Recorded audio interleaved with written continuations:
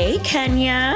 Hey. I am so excited to chat with you today about this super important topic. I kid you not. What month is it? August? Yes.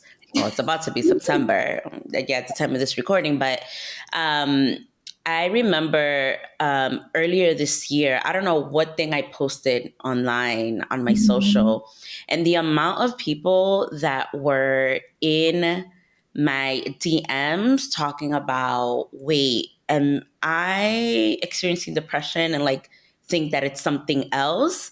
Like it was just wild to me. And so I was like, okay, cool. I know what I know, but I definitely think that it would be super helpful to have someone, with your background, right, to really talk about high functioning depression in the Mhm. entrepreneurial space, which I actually think is a little rampant, but nobody asked me. But before we kind of get into that, let us know who you are and what your mission is in the world right now. Such a beautiful question. I love that as an intro. Yeah, thank you. My name is Kenya Crawford. I am a licensed therapist and a racial equity consultant. But my life's purpose in this work is disrupting and dismantling. I'm super passionate about creating healing and liberating spaces everywhere from individual counseling all the way up to systemic shifts within organizations. So thank you for that Yes. beautiful question. Yeah, yeah. I really, I hate the question, like, what do you do? Because it's like it's so limiting. It More than that.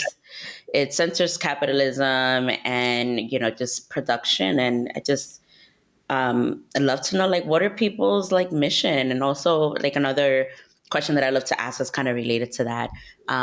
Is like, how do you spend your time? It's just, I think, Mm. another way that it shifts, like, how are we really using this resource? But anyway, that is Mhm. not what this episode is about. We're about to get on a tangent, girl. All right.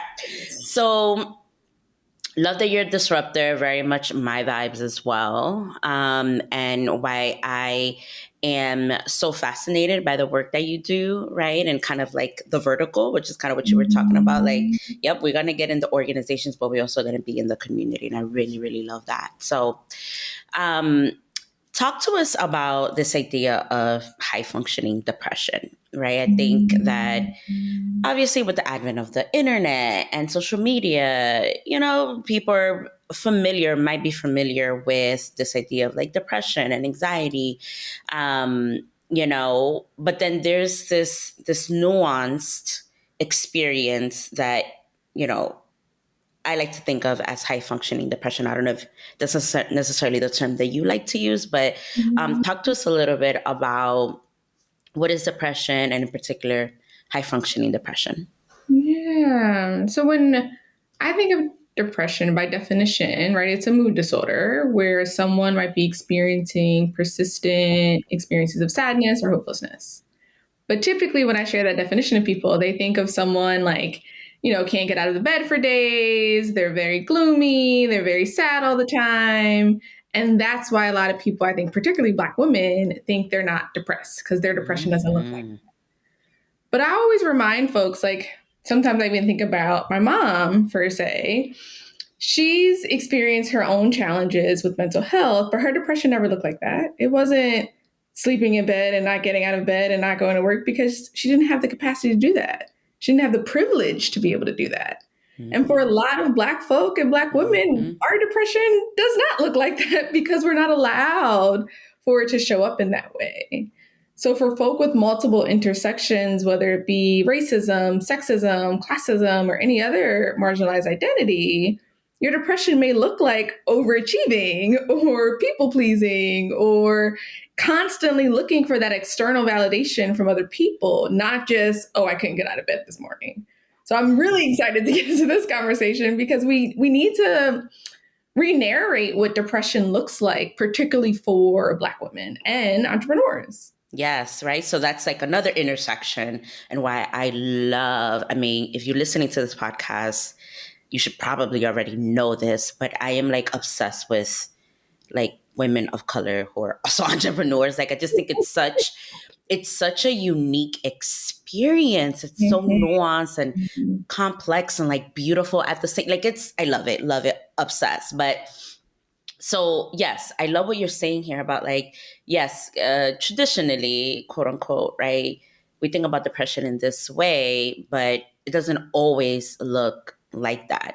And Mhm. so are the things that you spoke about before, like the overperforming, right? Like, is that what you would categorize as high functioning? Like, Mhm. how would someone know, I don't know, I'm busy, I'm stressed, like it's just a season of business versus, Mhm. there may be a little something else going on here. That's a really good question because I argue to really be able to differentiate if it is high functioning depression is what is your purpose behind the actions that you're doing, Mm, right? Are you doing this because you're trying to get that external validation? Or is this genuinely in alignment with your purpose and your passion? And I can't tell you how many individual clients, how many colleagues I've worked with, how many people I've coached, and they're like, well, I'm just going to get this degree because, I need to get the degree. I'm like, mm, but why? Like, what do you envision is going to happen with this degree? And it's not, oh, it's going to help my business or it's going to do this. It's going to feel good. I see so many people say, I want to get this degree in order to receive that external validation. They want to be able to post it on Instagram and get all of those comments of congratulations and not really do it because it's genuinely what they want to do or it's in alignment with what their purpose is. yep, yep. And so when it comes to entrepreneurship, Mhm. right? Then entrepreneurship has its own pace. We can say Got a case. it can be very high paced, right? Fast paced rather. And I think that it's just accepted and just kind of understood like it's going to be hard. You have to like do all of the things. That's just kind of how it is. But I feel that in entrepreneurship in particular for entrepreneurs, and if you're an entrepreneur of color, I think that this is where it can really become a slippery slope. Like, do you find that as well? Because like of all the additional layers, the way that culturally we view entrepreneurship, and it's actually culturally sanctioned, right? That Mhm. you're not supposed to sleep. I mean, I do think that that's like changing a little bit, but it's still very prevalent, right?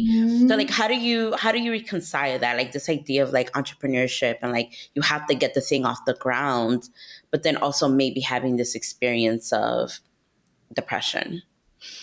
Oof. I mean, there's so many areas I can go with that question, right? And Yeah, let's go to all of them. one of the first things that came to mind, right, is thinking about how many Black women are getting into entrepreneurship, which I think is an amazing statistic out there. I don't know the exact statistic, but I know it's a lot of us, and we're all Yeah. jumping into it.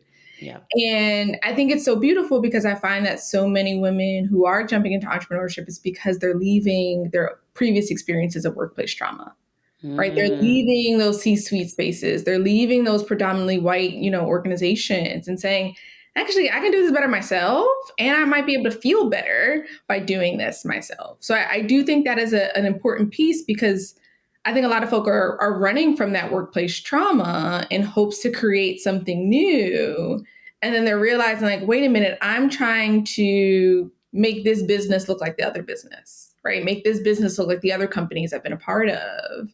And then there's this kind of questioning of values, questioning of worth, questioning of so much that comes up for you. So I see so many entrepreneurs really kind of get triggered in their experiences of depression because they're equating their success to other people's success. Mm. They're equating the success of their business in comparison to other people's businesses that have access to venture capital, that have access to communities and populations that you may not have access to.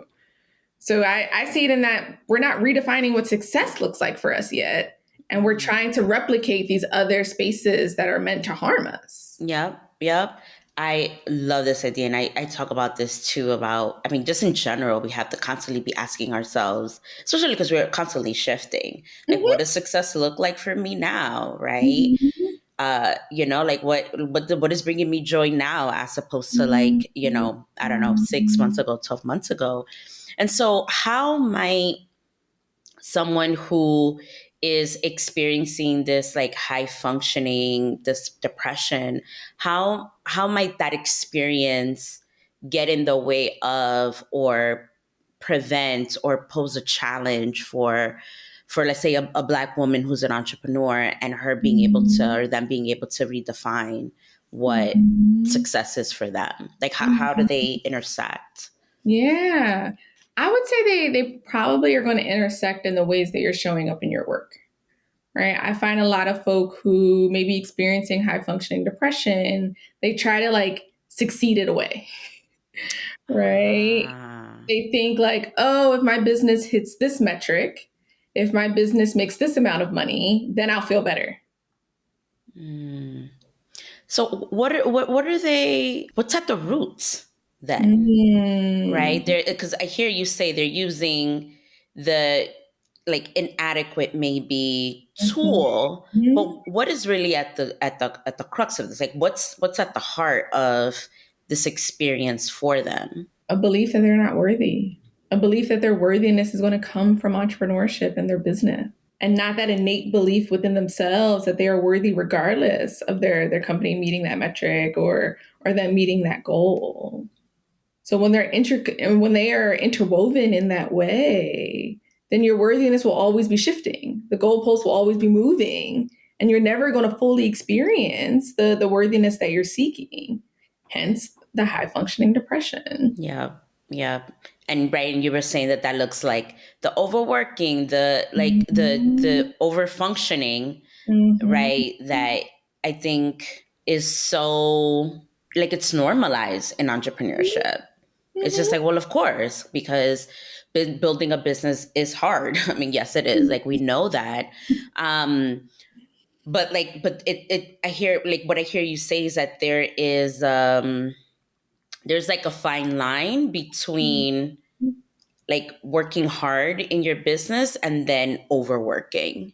Like Mhm. what's the like how do you conceptualize that kind of like that tipping point? Like at what point, Mhm. do we get into like overworking, high functioning, or maybe high functioning depression, but like this overperforming kind of Mhm. territory?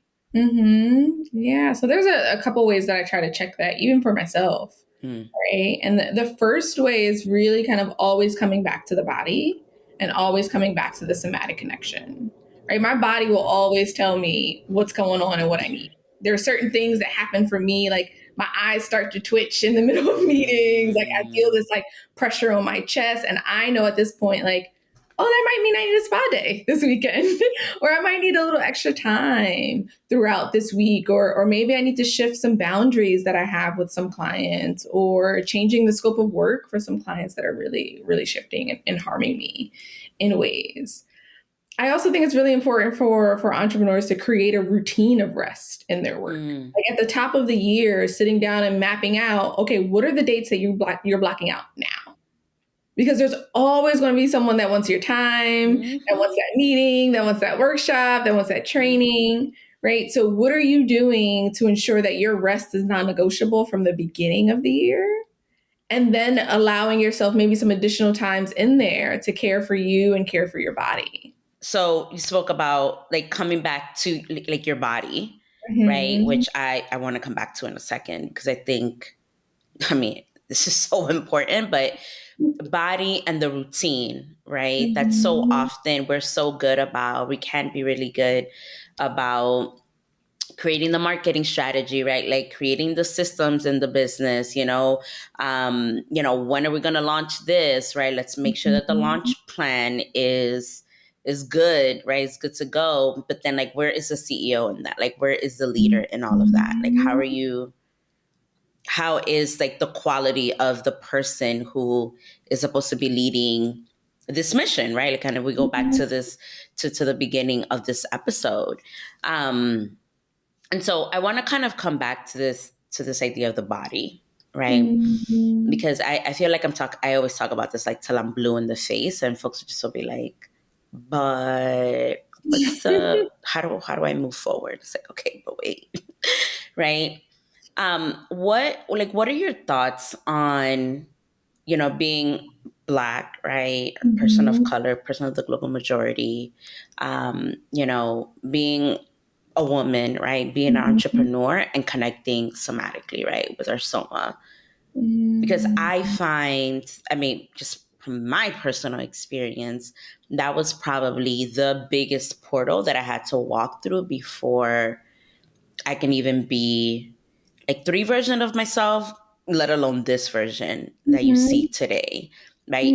I Mhm. felt such, I mean, I didn't think about it this way, but there was so much resistance to Mhm. dropping into my body. I did not feel safe Mhm. tapping into my bodily wisdom because I never had before, right? Like I just used my mind and my achievements and like this like hyper masculine way of getting Mhm. things done. I was like, but you trying to tell me to drop into my body? What are you saying? No, that's a waste of Mhm. time, right? And so for me, I had to have like a couple of like pretty painful things happen, which is kind of, sometimes how the universe works, right? Mhm. But I had to have these like really painful things happen to me for me to like really sit down. Like literally, I had to be sat down so that I can tune in, and so, what are your thoughts um, on this idea of like really tuning into the body, especially when you live in a body, you may live in a body Mhm.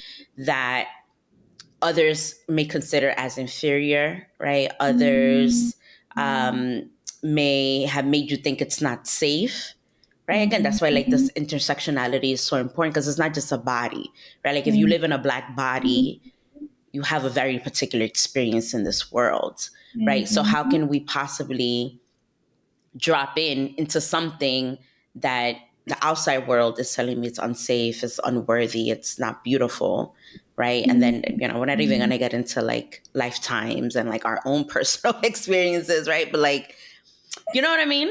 Is my question clear? I think I might have asked like five different questions, so I'm bad Yeah, about that. and that's fine because we're gonna go to 5 different places. All right, let's go. Right? And if I'm being completely honest, like I was absolutely very similar in that I devalued somatic work. If I'm being completely honest, I devalued somatic work even when I was a graduate student, even Mm-hmm. early on in my clinical career. I intellectualized everything. I was like, well, if it's not a model and I don't have the evidence, it's not true. Like that was the Yeah. voice in my head. Like I completely disregarded it. It wasn't something that I practiced. It wasn't something that I used for myself or the people around me. And then I realized that I was getting to a point where things were happening for me somatically. I did have to be sat down because my body was like, sis, we're not doing this no more. We're not working until 10 p.m., 11 p.m. anymore. Mm-hmm. We're not sitting in the library for 12 hours trying to work through this thesis anymore, right? My body was telling me something. And for a while, I tried to ignore her until I couldn't anymore. And then I realized, like, oh, I need to do a lot of unshedding of this, Mm-hmm. right? I'm realizing that there's a tool that I have that I'm not using. And this tool could be so informative for not just myself and the way that I'm moving through the world, but it can help me connect with my clients. It can help me connect with my work. It can help me connect with my purpose. So a lot of my decision making is intuitive now. It's not just about the strategy of the marketing plan and what I need to get this met, like, right? It's also how do I physically feel in community with this person? What is my energy doing while I'm around this human or humans? And I use that to guide me and move forward through my work. And I find that my work feels so much more impactful now because I'm using both sides of my brain, both sides of my somatic and inner energies that are allowing me to connect with people in a different way. So I think it's important for us not to devalue our bodies and recognizing that while the system around us has been devaluing our bodies, we don't actually have to engage in that same harm. And there's so much knowledge within us that we just have to be willing to listen to. Right, right. It's like, how do you slow down? Right? Mm-hmm. How do you, right? Because, and I don't know if this has been your experience, but outside of like pain, right? Which is like, okay, you feel the pain. And even, in that case, it's never kind of like out of nowhere. There's typically, Mhm. if you're like really paying attention, there are like little like breadcrumbs leading to like the time where you're to Mhm. the point where you're like, oh, like this thing hurts, or like I'm experiencing Mhm. this pain. But I do get this question a lot about like, well, how do I slow down when, Mhm. I mean, people don't say it that way, but the way that I conceptualize it is like, I'm in survival mode. I Mhm. literally feel unsafe. Like, how can I stop? Like, I need to put food on the table. I need to make Mhm. this thing work. Like, how do I slow down so that I can like tap in so that then I can like move forward? Because people are Mhm. really, I think, it can be counterintuitive to like what we've learned and just like the way that we have moved historically. Mhm. Mhm. Absolutely. And I find that when people are asking that question, there is a cute request, right? Of I'm trying to get food on the table, I'm trying to support my family, myself, or whomever. But then I always find myself really curious of like, okay, what else is also on the plate? Right? I'm hearing that that is the internal drive, right? That is where you're being pulled towards. But I'd argue that there's probably a whole bunch of other foolishness on your plate that does not need to be there. Right. Speak And on it. I can imagine if we remove some of that foolishness from your plate, you would have space to slow down. You would have 5 minutes at the top of the day to maybe meditate or check in somatically. Or maybe say, actually, no, I don't have capacity to show up for this person because I want to show up for me. Right. Yeah. And I think that's a whole nother conversation around like boundary setting and checking in with needs and all of that, which I'm sure you've gotten into at in different points in your podcast. But I don't know. I really challenge the idea that like in the midst of surviving, there's no space for you because your body is a tool that can actually guide you in your survival. So that you're actually in a space of thriving if we allow our bodies to do that for us. Yep. Yep. No, absolutely. I always go back to this idea of, especially for entrepreneurs, like what brought you to entrepreneurship, Mm. right? Because again, I think that sometimes we can get, lost in the sauce. And if you spend a lot of time online, I think that there is this like glamour to entrepreneurship that, if I could be petty for a little bit, the pandemic entrepreneurs are, in for a rude awakening if they're not there already. But, Mhm. um, you know, this isn't for the faint of heart. Like, it just really isn't. You could do so many other things and not start a business because it will drag you Rip your edges out, all the things. everything, not because it wants to, but because it's a constant mirror, right? Mm-hmm. So I always ask folks like, well, what brought you to entrepreneurship? And typically it's because you're running away from something, right? You're Mm-hmm. rejecting, you're saying no to something, whether that's like a corporate structure, whether that is poverty, like whatever the case is, right? Something brought you here. Mm-hmm. And I find that usually in that answer, in that conversation, we then pivot to what you're worthy of, right?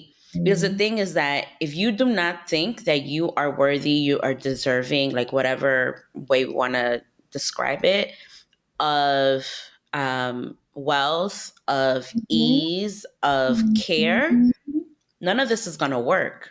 Don't ask me how to slow down, because if you don't even think that you're worthy of that, we got to start there, Mm-hmm. right? Which is why I am always, I need to put this on a t-shirt or something, even though I do need to check if it already belongs to somebody. But like, the professional is personal and the personal is professional, Mm-hmm. right? Like, sure, we can talk about the strategy till we're blue in the face, but we need to really come back to this idea of, do you really think that you're even worthy of the thing that you're building?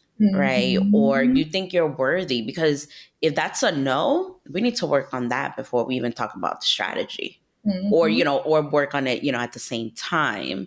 Um, but, but yeah, like, how do we slow down? Like, your body is either a la buena o a la mala, as they say in Spanish, right? It's like either we do it the easy way or the hard way, but it's just Mm-hmm. so important. And I love that you said that you make intuitive decisions, because I think, folks will be like, people think that intuition is like flower crowns and like, I don't know, like super stereotypical, like, I don't know, I'm gonna sit in meditation and like my marketing strategy is going to come to me, which that's actually how it works for me. But people just kind of like really laugh at this, and it's just like, well, no, actually what you're doing is a little bit laughable because it doesn't have to be that hard, right? Like it doesn't have to, like, you don't have to struggle so Mm-hmm. hard, but it does have to start kind of where you were saying, coming back to the body, right? Like, how do I feel Mm-hmm. even when I'm doing business with this person, or how do I feel when I'm putting out this product or this service, or like whatever the case is. You know what I mean? Absolutely. Yeah. And even kind of going back to what you were saying around like entrepreneurship just dragging you in many ways, I think about how, in my experience of entrepreneurship, and I think, similar to you, I didn't want entrepreneurship. It wasn't something that I sought. It kind of found me, and I was like, okay, I guess the universe is trying to tell me something. Mm-hmm. I'm going to listen. But if I would have jumped into entrepreneurship earlier on in my career where I didn't have a comfortable relationship with rejection, I would be struggling because I experience rejection almost on a daily basis in entrepreneurship. Like, Yeah. that's such a huge part of it. So if you're not willing to receive that mirror and that reflection of rejection Mm-hmm. from that grant or rejection from that RFP or rejection from whatever it may be, you're going to constantly be seeking that external validation from something else or someone else, or Yep. even from your business Yeah. and Oh, not from within yourself. 1,000%, 1,000%. Yeah, I was gonna say something, but I know that it's gonna take us into another direction, and we're not doing that because, girl, eye on the prize. So, kind of shifting gears, like a slight bit. You mentioned, high functioning depression, being like pretty prevalent in the entrepreneurial space, especially Mhm. for folks of the global majority, folks who, also might identify as women. As a consultant, and I know that you work, within organizations and systems, I'm curious if you also find this experience within leaders in these systems as well. Like, do you see it Mm. kind of similarly to like entrepreneurs? Is it same? Like, kind of what are the nuances there? Yeah. So the way I'm positioned in my work as a racial equity consultant, I'm frequently meeting with like the DEI head or the VP of people or someone in those particular roles that are typically people facing in some way, Mm-hmm. right? Their whole role is around hiring and and retention and all of these pieces, right? And I literally just submitted a talk on this around like your DEI plan failed because you didn't go to therapy. And I know it's Yikes. provocative of a I title. love We'll see it. what they Love it. say. But I'm intentionally kind of sparking this conversation because I find that there's so many people in these roles that are brilliant humans, but don't have the knowledge of themselves. And that is the barrier to them succeeding in their role. That Hold is the on. barrier. Hold on, girl. Hold on. Hold on. Because I'm gonna really need you to break this down. I'm gonna really need you to break this down. My goodness, this is like bringing me back to like when I worked in schools. But I Mm, really need you to break this down so that people can understand the mhm. gem that you are dropping right now. I think what I'm really trying to communicate to folks is intellect is only a part of the system. And I find that so many people hide behind degrees or years of experience or reading a particular book per se and think that is the only tool that they can use for their success or for them to achieve the particular goal. And I consistently tell folks, like, yes, that is important, but that's not everything that you need in order to move towards this goal that you have. How are you checking in with your body? How are you caring for yourself throughout the day? How are you using those intuitive messages to guide you in this work? But also, how are you aware of your own identities and the ways that those are showing up in the space and how that may be projected onto other people? Right? All of these Mm. dynamics relationally are going to impact you in your business and in your work. So if you have no understanding of what it's going to be like for you as a white queer person moving through this organization, right, you're not going to fully assess like why this person of color is really struggling with you. Mm-hmm. Right? You might think, oh, this person's just being a problem, right? This person's just being challenging, right? When in actuality, like there's a relational dynamic that's happening between the two of you, and you need to be able to really check into that and tune into that, and have conversations about that. Not run behind, well, I did my DEI training, so I think they'll all love me. Whoa. I talk about this all the time. Like the work is not one time, right? It's not a checkbox. This is a continuous journey in your work. So again, that self-awareness is key. That self-awareness does not just happen overnight, nor does it just happen by being in therapy too, right? I find some people that are like, well, yeah, I went to therapy for 3 months. I think I'm good. I'm like, oh, sweetie, so you did your intake?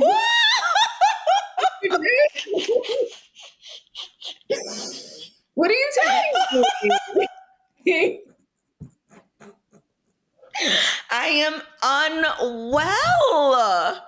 What, 3 months, baby? I'm barely getting to know you in 3 months. What are you saying? Saying? What are you saying? So that is how I feel about people and their lack of self-awareness. Wow. I needed that. I really needed that laugh because wow. Wow, wow, wow. So, okay. So, if I'm understanding correctly, it sounds like within systems, Mhm. this shows up more kind of like intellectualizing and really like hiding Mhm. versus in entrepreneurship, it shows up as this like overworking and overfunction. Did I get that right? Like that's kind of the Mhm. differences. Absolutely. Yeah. Absolutely. Wow. Wow. Wow. Wow. That's just so many things I can say, but it's like people think that the grass is greener on the other side, and it's like you're gonna find the shit on both sides of the damn fence. Like Easily. there's stuff there as well.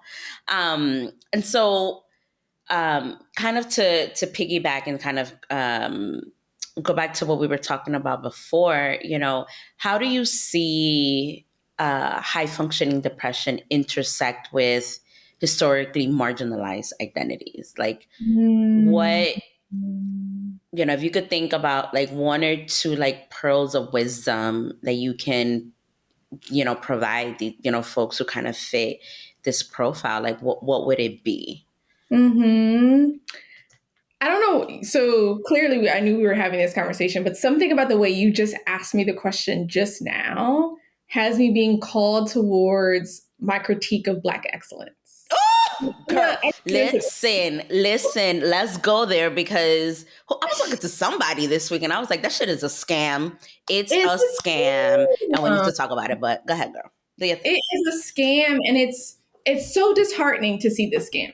If I'm being honest, Totally. right? Because it's in the beginning. I'm not gonna lie, I loved it. I even remember when I was in undergrad, like we had they organized a picture of all the Black students and in our gowns at graduation. I was like, oh, Black excellence! Like I was on board.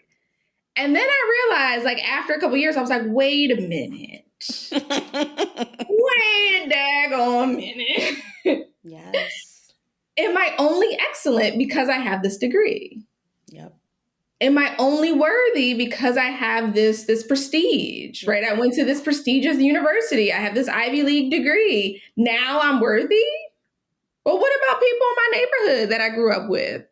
What about my like childhood friend? What about other people around me that are absolutely excellent in my eyes? Don't fit this They're profile. absolutely worthy in my eyes, right? So I guess to answer your question, when we're talking about high functioning depression, I think a lot of it for marginalized communities is really trying to uphold this ideal of white supremacy standards, Yeah. right? Of what is deemed accessible or acceptable amongst the guise of white supremacy. Right? Is it profitable? Is it productive? Is it valuable in this lens? And that's what we're deeming to be the excellent thing.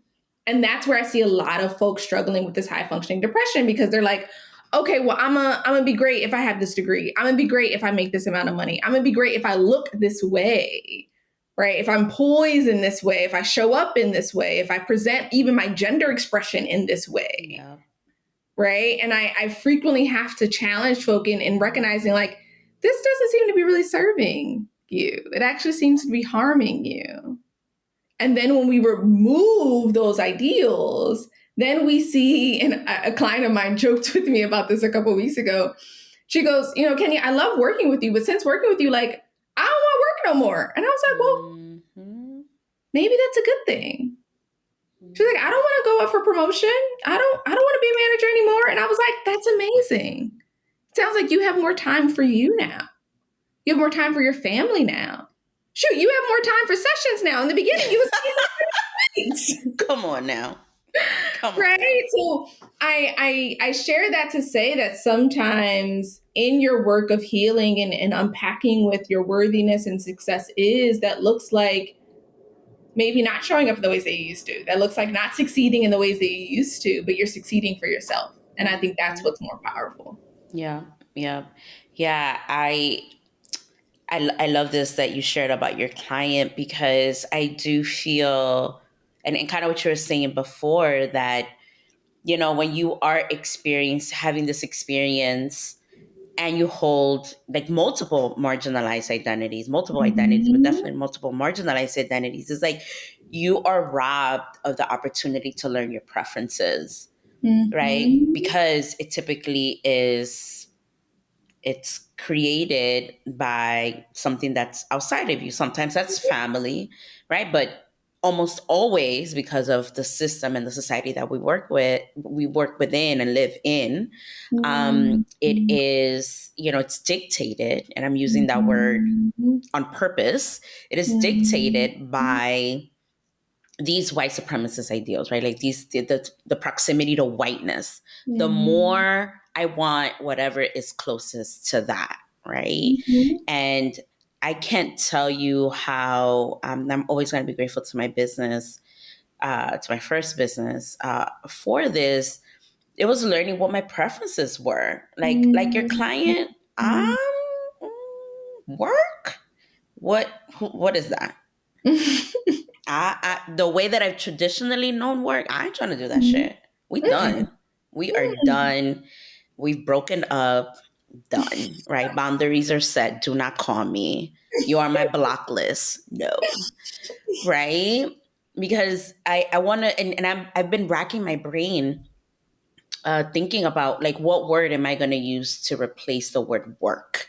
I know like what I'm here to do, like my purpose and what I'm here to do, and it doesn't feel like work. I don't want to call it work. I think it's disrespectful to call it work, right? But Mhm. I couldn't have gotten to this place of like this like laser sharp focus and clarity around like my vision and my preferences, and not only like how I want to show up, how I want to use my time, had I not like had all of these, kind of like what we're talking about here, where it's like, you're just kind of like doing all of the things and you have all the degrees and da da da da da da.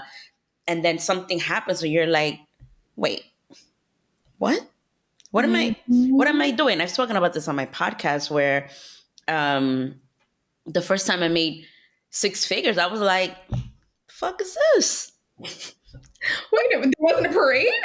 You didn't see the parade come and happen for you? I You was automatically feel better? I was so disappointed. I was like, so this is what y'all been talking about? Because it don't feel like nothing. Not like it doesn't matter, but I just really thought that it would be something completely different. Mhm. And it wasn't. What I was really chasing was safety. And so Mhm. it wasn't until I gave that to myself and really cultivated that inner safety that is like, Mhm. listen, If I make 100 grand, if I make 1 million, we good. That just means, Mhm. more money towards these assets, but I'm still good and I'm still safe. Right. So Mhm. I definitely, I'm with your client on that one. I ain't trying to work, girl. Not at all. Not at all. All right. Well, I've had so much fun with this conversation and chatting with you. I think, again, this is just such an important conversation to have. I think it's important to name, right, Mhm. this term high functioning, and even that, like, I have some thoughts about even that term, but whatever, language is limited. And Mhm. I just like to use it as a way that we can quickly kind of know what we're talking about. I think it's really important that folks just even know that this thing exists, right? That it doesn't look like Mhm. you're like crying, not being able to get out of bed. Like, it can actually look the complete opposite from that.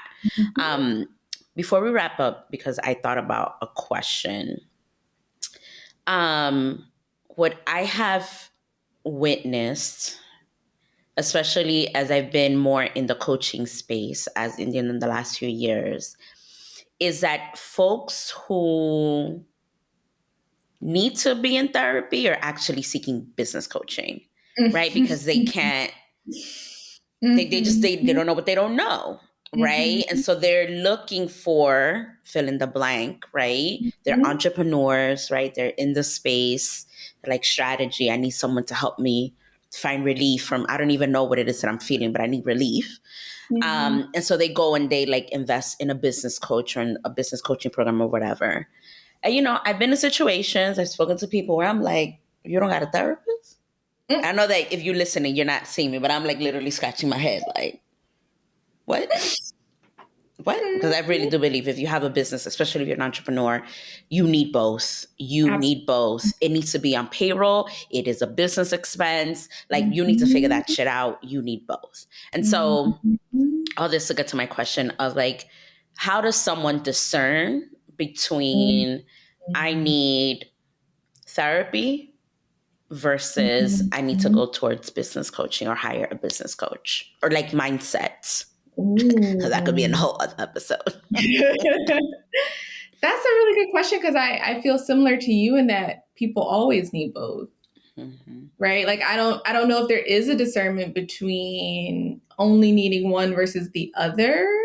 Now, granted, I want to recognize that there's a lot of privilege in being able to have both, right? There's a lot of privilege in being able to afford a business coach and a therapist, and I want to acknowledge that. But I think when you don't have both, what you end up doing is bringing both to one or the other, right? I have some clinical clients of mine that are like talking about some of their business struggles, and I'm realizing that the struggle is happening at the same time as them going home to see their family, right? Because they're triggered and they're not recognizing that trigger, and now that's showing up in their their company, right? Showing up in the way they're holding meetings or not Yeah. setting boundaries with Yeah. some of their clients because they were just in a space where their agency was completely disrupted, right? And I'm able to call that out because I do both, but some people don't recognize that that's going to have an impact. So I'd argue that people should always get both.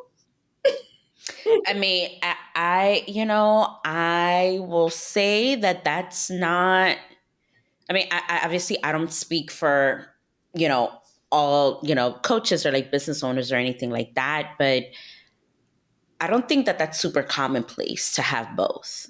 And Mm-mm. whether that's like a, therapist or like a personal development coach, like whatever, Mhm. that you're taking care of like inner you, right? And then also to have a place where Mhm. you could go for your business. I would say that most entrepreneurs have a mindset coach, and Mm. then maybe a like a business coach, like someone that is really around like the operations and systems marketing, like that Mhm. sort of thing.